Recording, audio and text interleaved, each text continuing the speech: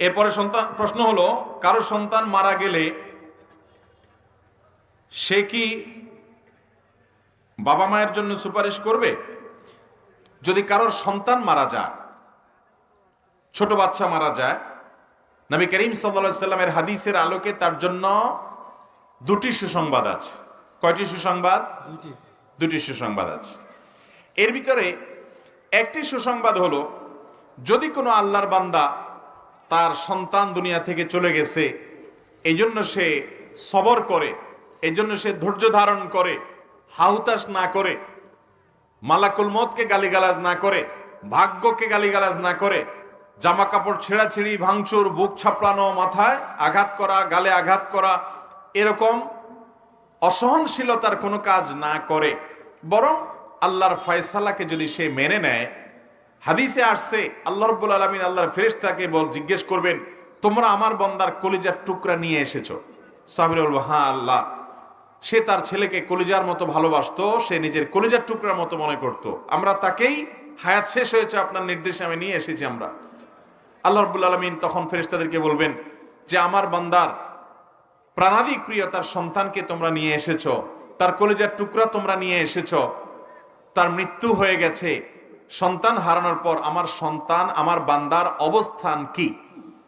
তখন ফেরেশতারা কোন কোন নেককার বান্দা যারা সবর করতে পারেন, যারা আল্লাহর ফয়সালা রাজি থাকেন, তাদের ব্যাপারে ফেরেশতারা বলবে, আল্লাহ আপনার বান্দা আপনার ফয়সালায় সন্তুষ্ট হয়ে বলেছে, আল্লাহ দিয়েছেন, তিনি আবার নিয়েছেন, অতএব আমি আল্লাহর এই সিদ্ধান্তকে স্বাগতম জানাই, আমি আল্লাহর এই সিদ্ধান্তে সন্তুষ্ট, আমি রাজি বিল কাজা, আল্লাহর এই ফয়সালা সন্তুষ্ট হয়ে গেছি, সেজন্য আলহামদুলিল্লাহ বললাম। এই কথা বান্দা বলেছে, আল্লাহ তখন বলবেন যে আমার বান্দা, আল্লাহ সবকিছু জানেন, তারপরও প্রমাণ করবার জন্য ফেরেশতাদেরকে বলবেন যে আমার বান্দা, তাকে এই বিপদ দিয়েছি, নিজের সন্তান হারা হওয়ার পরে চোখের পানি ফেলবে, এটা তো স্বাভাবিক। নবী সাল্লাল্লাহু আলাইহি সাল্লামের সন্তান, ছোট ছেলে যখন দুনিয়া থেকে চলে যায় শৈশবে, তখন তার চোখ দিয়ে পানি পড়েছে। সাহাবীরা অনেকে জিজ্ঞাসা করল, ইয়া রাসূলুল্লাহ আপনিও কাঁদেন সন্তানের বিরহে?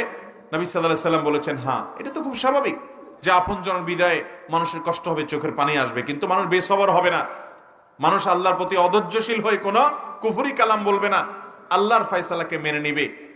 নবী সাল্লাল্লাহু আলাইহি সাল্লামের এই হাদিসে বলছে, আল্লাহ তাআলা তখন ফেরেশতাদেরকে বলবেন, আমারে বান্দা যেহেতু সবর করেছে, তোমরা সাক্ষী থাকো, আমি তাকে জান্নাতে একটা প্রাসাদ দিব, যেটার নাম হলো বাইতুল হামদ বা প্রশংসার ঘর। যেহেতু সে আমার প্রশংসা করেছে, তাকে আমি এরকম একটা মর্যাদা দিব, যে মর্যাদাটার নামই দেওয়া হবে প্রশংসার প্রাসাদ। এক। আর দ্বিতীয়ত, যাদের ছোটবেলায় ছেলে মেয়ে মারা গেছে, সন্তান হারা হয়ে গেছেন, ছোট ছোট সন্তান দুনিয়া থেকে চলে গেছে, তারা সবর করেছেন। অনেক ভাই বোনকে আমরা চিনি যে 2টা 3টা সন্তান দুনিয়া থেকে চলে গেছে, একজন গেছে, আরেকজন গেছে, কয়েকজন সন্তান হয়েছে, সবাই মারা গেছে। আল্লাহরে বান্দা বান্দিরা যদি সবর করতে পারেন, যদি ধৈর্য ধারণ করতে পারেন, এই সন্তানের সাথে সাক্ষাৎ তো হবেই হবে। সেই সাথে নবী আলাইহিস সালামের হাদিস থেকে আমরা জানি যে এই সন্তান কিয়ামতের দিন তার এই বাবা মায়ের জন্য সুপারিশ করবে আল্লাহর কাছে। আল্লাহ তাআলা আমাদেরকে বিপদে ধৈর্য ধারণ করার তৌফিক দান করুন। অনেক সন্তান বেঁচে থেকে আপনার জীবনে যা অর্জন হবে, আল্লাহ তাআলা তাকে যদি নিয়ে যান, আপনার জীবনে তার চেয়ে বেশি লাভ অর্জন হতে পারে। এজন্য ঈমানদার কোনো বিপদে অস্থির হবে না, আমি যেটাকে বিপদ মনে করছি সেটা আমার জন্য নেয়ামত হতে।